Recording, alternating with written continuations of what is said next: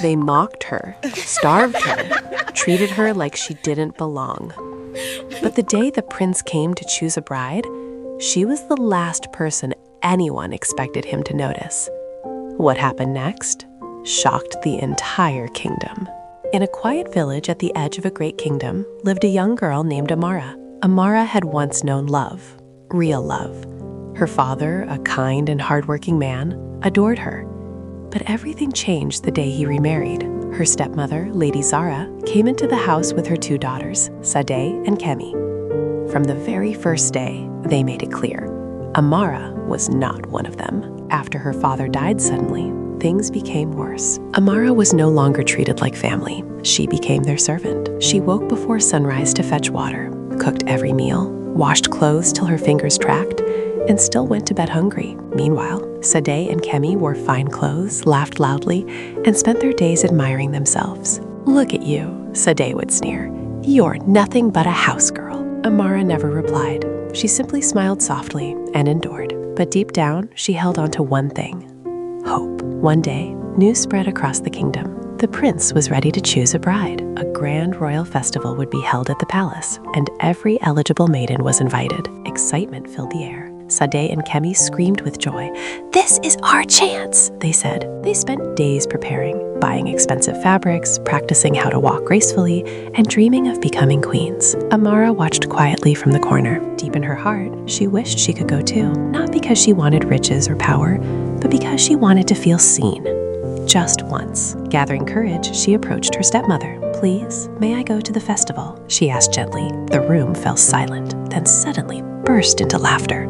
"You?" Kemi laughed. "Go to the palace? With what clothes?" Sadeh added mockingly. Her stepmother smiled coldly. "If you can finish all your chores before sunset, then maybe you can go." Amara's eyes lit up. She worked harder than ever before. She swept, cooked, washed, fetched water faster than she ever had in her life. But just as she was about to finish, Lady Zara poured a basket of grains onto the dirty ground. "Pick every grain one by one," she said. "Only then can you go." Tears filled Amara's eyes. She knew it wasn't possible. By the time she finished, the sun had already set, and the carriage carrying her stepmother and stepsisters had long gone. Alone in the quiet house, Amara sat on the floor and cried. Suddenly, a soft voice spoke behind her. "Why are you crying, child?" Amara turned. Standing there was an old woman, dressed simply, but with eyes that glowed with kindness. Amara wiped her tears and explained everything. The old woman smiled. "Your kindness has not gone unnoticed," she said. With a gentle wave of her hand, something magical happened. Amara's torn clothes transformed into a stunning gown, shimmering like moonlight. Her worn slippers became sparkling shoes,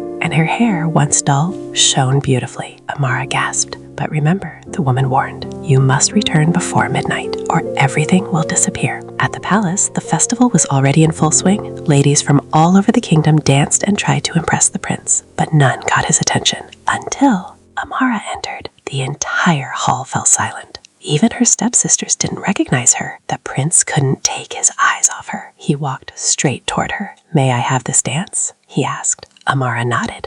As they danced, it felt like the world disappeared. For the first time in her life, Amara felt seen, felt valued, felt loved. Hours passed like minutes. Then suddenly, the palace clock began to chime.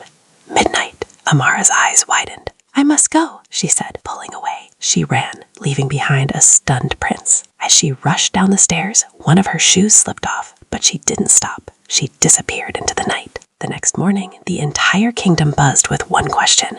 Who was the mysterious girl? The prince held the shoe tightly. "I will marry the one whose foot fits this," he declared. And so the search began. House after house, girl after girl, until they arrived at Amara's home. Sadeh tried first. The shoe didn't fit. Kemi tried next. Still no fit. "There's no one else," Lady Zara said quickly. But just as they were about to leave, Amara stepped forward. "There's me," she said softly. They laughed, but the prince insisted. Let her try. Amara slipped her foot into the shoe, and it fit perfectly. The room went silent. Shocked filled her stepmother's face. And then Amara reached into her pocket and brought out the second shoe. The prince smiled. "I found you." Amara didn't just become a princess. She became a symbol of hope. A reminder that no matter how badly life treats you, your story can still change. And as for her stepmother and stepsisters, they finally learned that kindness will always shine brighter sometimes the ones treated like nothing are the ones destined for everything.